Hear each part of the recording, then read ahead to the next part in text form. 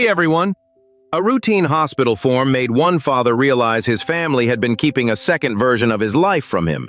His daughter was scared, his wife was too quiet, and one question changed everything.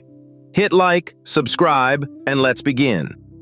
My daughter was being checked in for an urgent hospital procedure when a nurse asked one ordinary question from a routine form, and my wife went so quiet that I knew, before any test ever confirmed it, that the child I had raised for 10 years had never been biologically mine.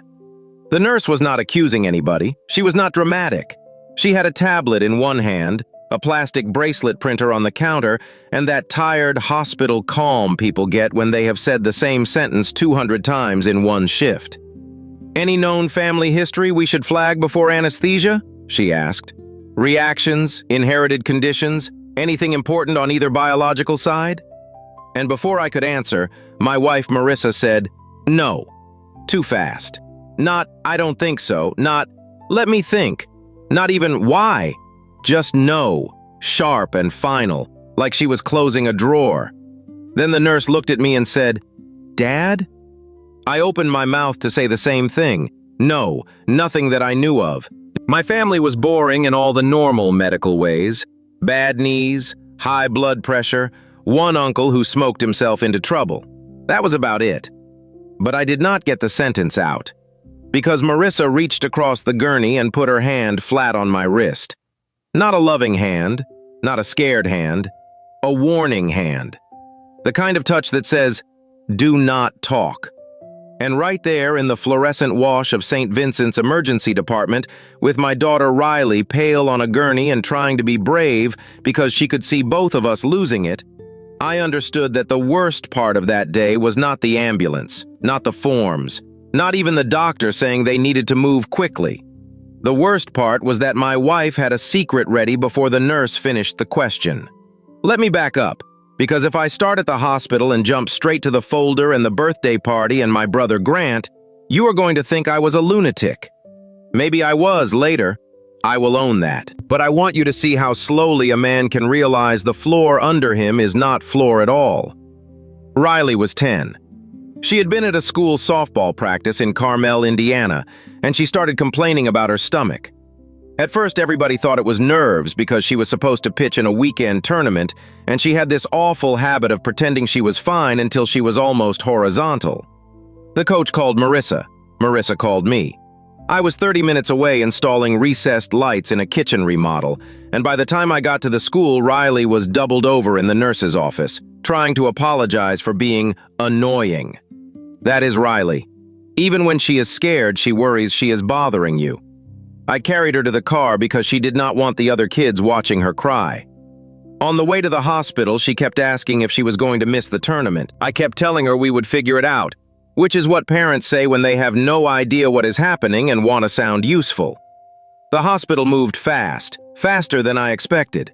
There were scans, lab checks, a doctor with calm eyes, and then somebody was explaining consent forms while Riley squeezed my fingers so hard my knuckles ached. I had been scared plenty of times as a father. First fever, first time she had a toddler scare at dinner, first time she disappeared behind a rack of winter coats at Target, and I lost 10 years of my life in 8 seconds. But this was different. This was the grown-up fear, the kind with forms. So when the nurse asked about family history, I should have been thinking only about Riley. I was thinking about Riley. And then Marissa touched my wrist, and something in me stepped sideways. I looked at her. For 1 second, not even a whole second, she looked at me like I was a locked door she had forgotten to check. Her face did this tiny reset, panic, then mother face, panic, then tears. She leaned over Riley and said, "It's okay, baby, we're right here." And the moment disappeared under all the noise. But it did not leave me. It sat in my chest, a small metal object I could not swallow. The procedure went fine. I need to say that early because Riley came through it. She hated the hospital socks, hated the jello, and by the next afternoon she was negotiating for chicken nuggets like a tiny lawyer. But I was not fine. I kept replaying that hand on my wrist. Do not talk. I have been married to Marissa for 12 years. I know the difference between her scared and her hiding. Scared Marissa gets loud. Scared Marissa organizes.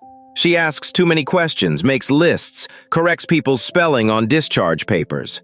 Hiding Marissa goes smooth. Too smooth. Her voice gets calm in a way that makes you feel like you are being led away from a door. That day, she was hiding. I met Marissa when I was 28. She ran the front counter at a physical therapy office like she had been born with a clipboard in her hand. I was a contractor, still am, and she said she liked that I was steady. Her mother, Denise, never liked me. She wanted Marissa with a desk job guy, not a man who came home with drywall dust in his hair.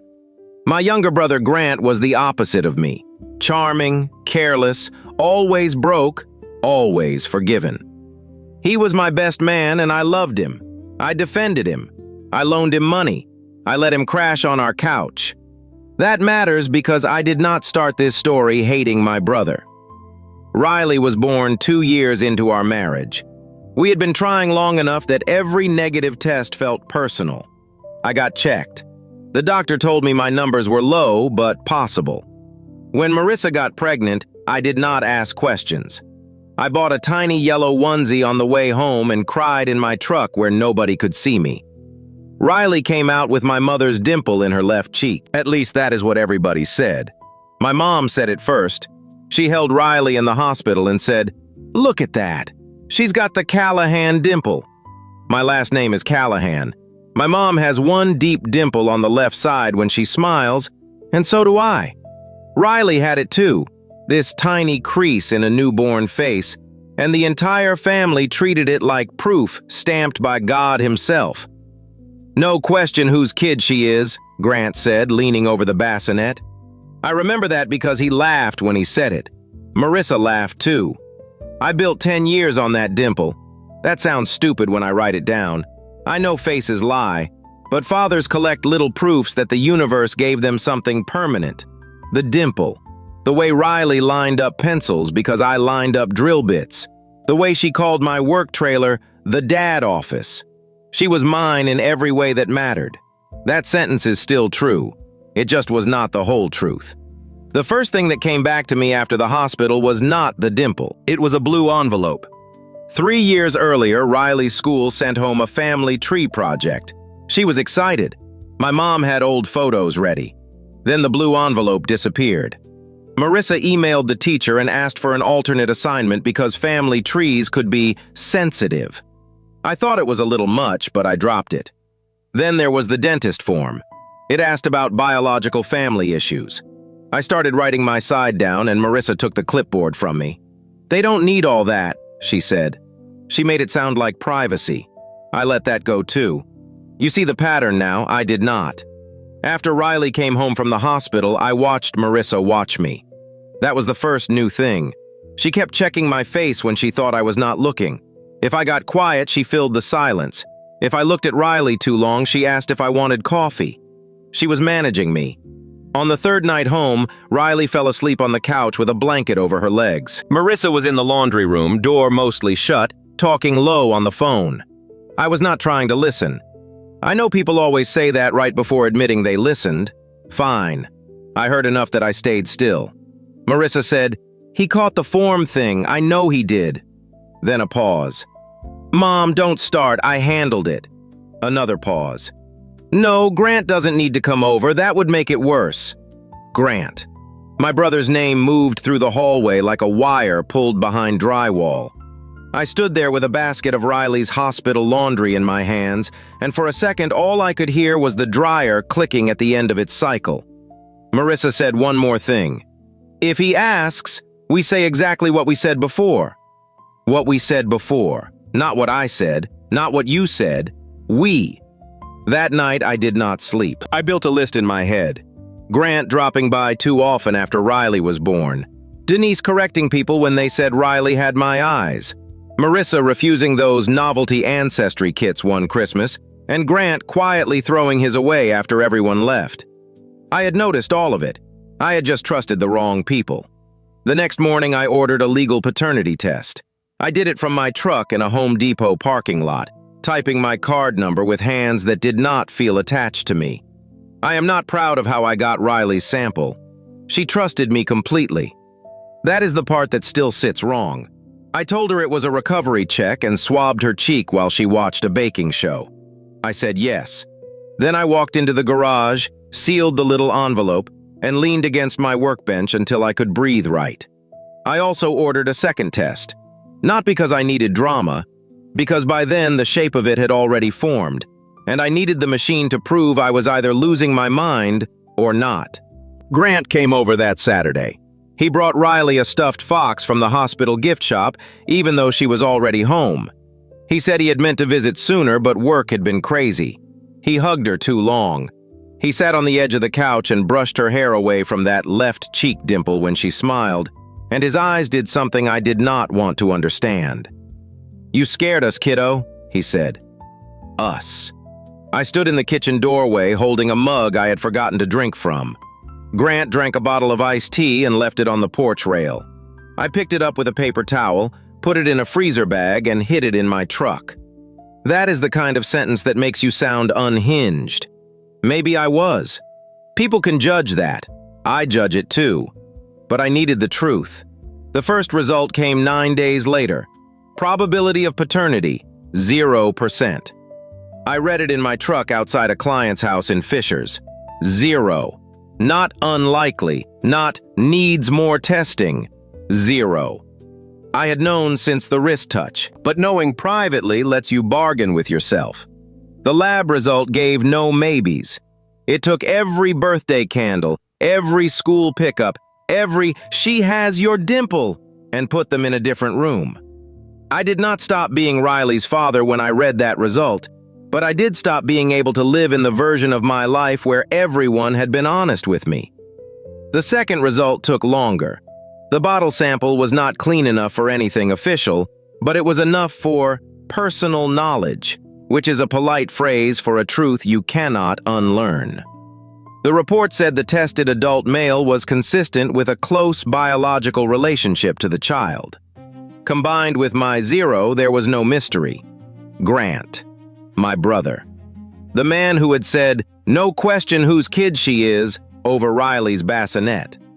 I did not confront Marissa right away. That is where some people will get mad at me. They will say I should have thrown the papers on the table that minute. Maybe, but by then I had heard what we said before. I knew this was not one person panicking. This was a system. Marissa, Denise, Grant, maybe others. A whole quiet arrangement built around my ignorance. So I got careful. Careful is not the same as wise. I printed the results, saved old texts, and checked the bank statements. There were payments to Grant going back years. Not huge money, but enough to show me this was not one forgotten mistake. It was managed. Then I found a file in the hall closet. It was in a plastic storage bin under winter gloves and old-school artwork.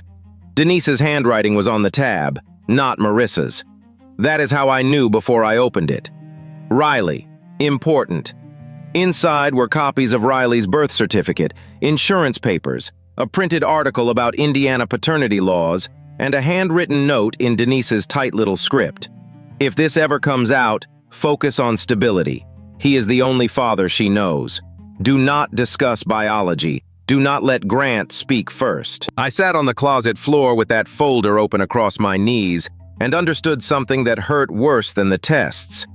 They had not just lied. They had planned for the day I found out. There was a strategy for me. I was not a husband in that folder. I was a risk. I waited until Riley was at my mother's house for the night. Then I put the folder, the lab results, and the bank statements on the kitchen table. Marissa came in carrying 2 grocery bags.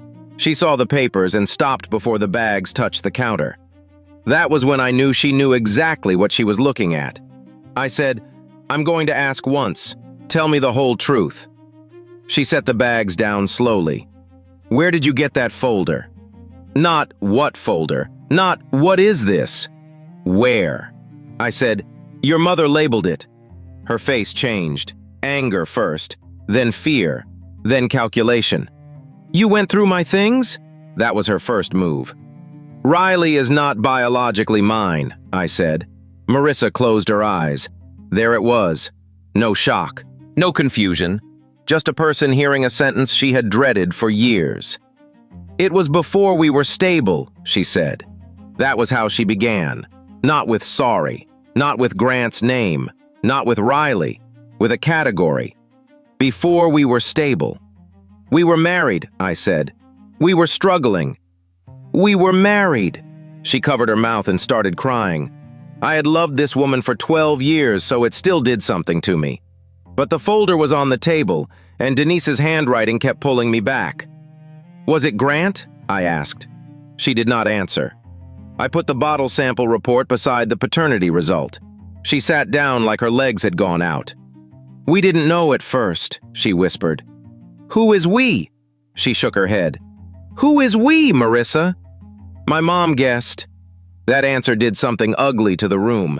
Her mother guessed. Then they built a life around me not guessing. And Grant? I asked. Marissa cried harder. He knew when she was about 2, maybe 3. I don't know exactly. He asked. I told him not to make it worse. Not make it worse. For 10 years, not making it worse meant letting me raise his daughter while everyone smiled across holiday tables. I asked the question I already knew the answer to. Did you ever plan to tell me? Marissa looked at the table. That was the answer. Then she said the sentence that ended any chance of me handling it privately. If you love Riley, you will not make this about yourself. About myself. I had been turned into the selfish one before I even reacted. That was the script. Denise's script. Stability. Biology does not matter. He is the only father she knows. Translation? Keep quiet, keep smiling, and be grateful we still let you stand where we placed you. I left the house that night because I did not trust my mouth. I slept in my truck behind a Menards until a security guard knocked on the window at 5 in the morning and asked if I was okay. I said, yes. That was not accurate. The next part is where I stopped behaving perfectly. I am not going to polish it for you.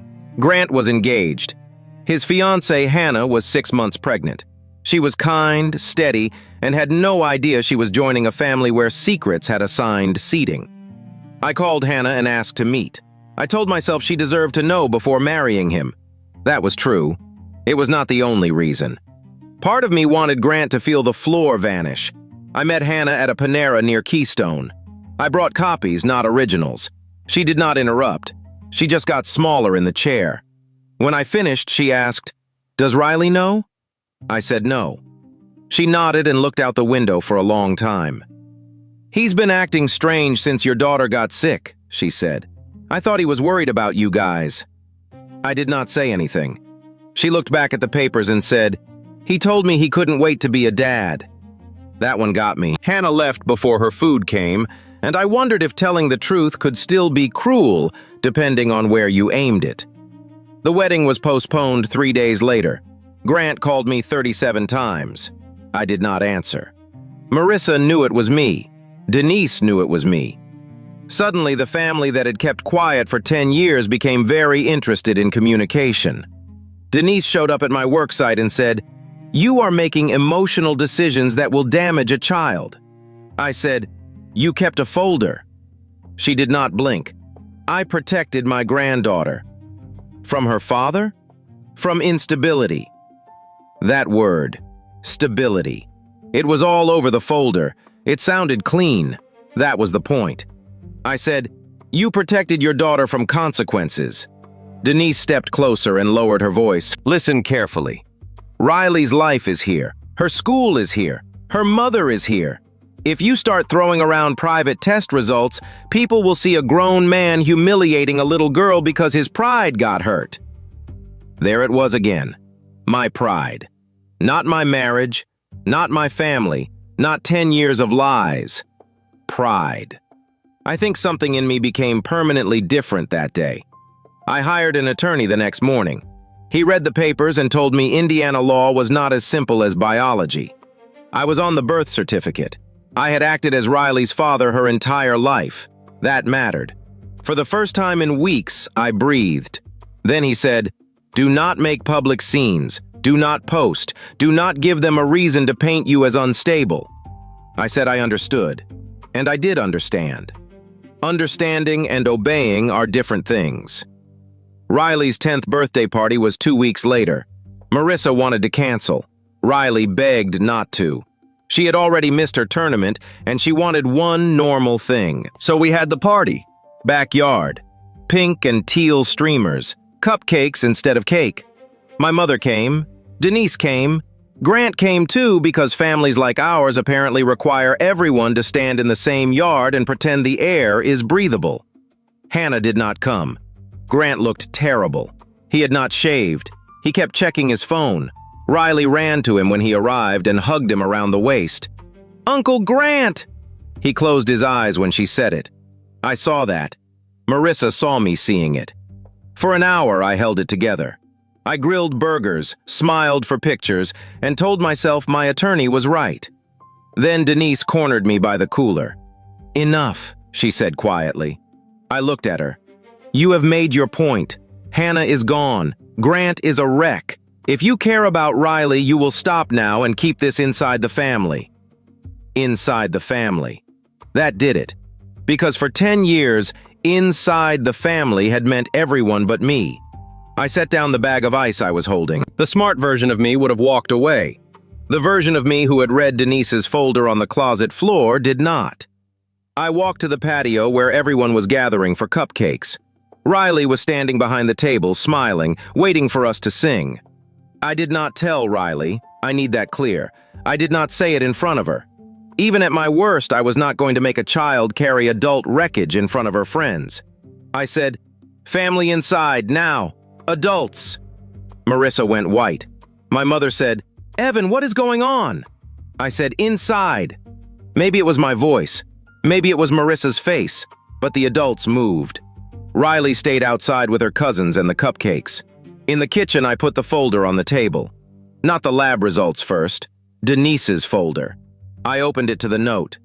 "If this ever comes out, focus on stability." My mother read it. Her face changed. It was not confusion. It was injury. "What is this?" she asked. Nobody answered, so I did. I told them Riley was not biologically mine. I told them Grant was almost certainly her biological father. I told them Marissa knew, Grant knew, Denise knew, and there had been a written plan for what to say if I found out. I kept my voice low. That matters to me now. I did not shout. The room did not need volume. Grant said, "Evan, man, please." Man. That was what he called me. I looked at him and said, "How old was she when you knew?" He covered his face. My mother made a sound I will not forget. Marissa said, "This is exactly what I was afraid of. You're punishing everyone." I said, "No. I'm done being the only person punished by the truth." Denise tried to take the folder. My mother slapped her hand away. That was the first time in my life I saw Denise look genuinely shocked. Then my mother turned to Grant and said, "Tell me this is not true." Grant cried. He said it was a mistake. They never meant for it to happen. Marissa was scared. Nobody wanted to hurt me. Nobody wanted to hurt me. That is the phrase people use when they want credit for not enjoying the damage they caused. The party ended early. Riley was told I had gotten sick. A small lie compared to the old ones, but still a lie. She hugged me before Marissa took her to Denise's for the night and asked if I was okay. I said, "I will be." She said, "Promise?" I promised. That promise is the only thing from that day I am proud of. The weeks after were paperwork, silence, and people choosing sides they pretended were not sides. Marissa filed first. Her petition used the word volatile. My attorney smiled without humor when he read it and said, "Expected. Expected." That is what hurt about the folder. My reaction had been expected. But the folder also helped me. The court did not love secret strategy notes, hidden transfers, or the fact that Grant had known for years while I remained the legal and actual father. Nobody lost Riley. I did not get some clean movie ending. Real life is uglier and more scheduled. Marissa and I share custody. Grant is not allowed to present himself as Riley's father, not because biology vanished, but because timing matters. And children are not prizes you claim once the adults run out of lies. Riley knows some of it now, not all. She knows there was an adult secret about her biological history. She knows I am her dad, and that nothing about paperwork changes who packed her lunches, held her hand at the hospital, and built the crooked bookshelf in her room. One day she will know more. That day scares me. It also has to come because I will not raise her inside another lie just because the first one was comfortable for adults. Hannah had her baby. She and Grant are not together. My mother still speaks to Grant, but not the way she used to. Denise barely speaks to me. Marissa and I communicate like two people diffusing something. Short sentences, no extra wires. And Riley? Riley is still Riley. She still organizes pencils by color. She still apologizes when she is not the one who should be sorry. She still has the left cheek dimple. For a while I hated that dimple. Not Riley, never Riley. But the dimple itself felt like evidence that had laughed at me for 10 years. Then one night she was at my house, helping me sort cabinet hinges. She smiled and that dimple showed up. And I realized something. The dimple was never the lie. The adults were. I had blamed a child's face for what grown people chose to hide. So if you are asking whether I regret exposing it, the answer is no.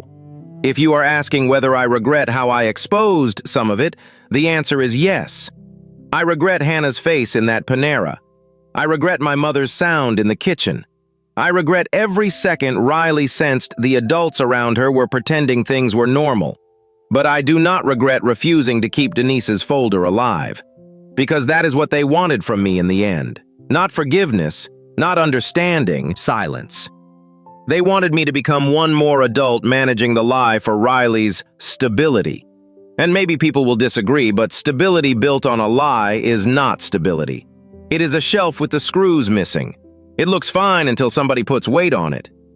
I am still Riley's father, not because a lab said so, not because a court calendar says so, because when the hospital nurse looked over that tablet and said, "Dad?"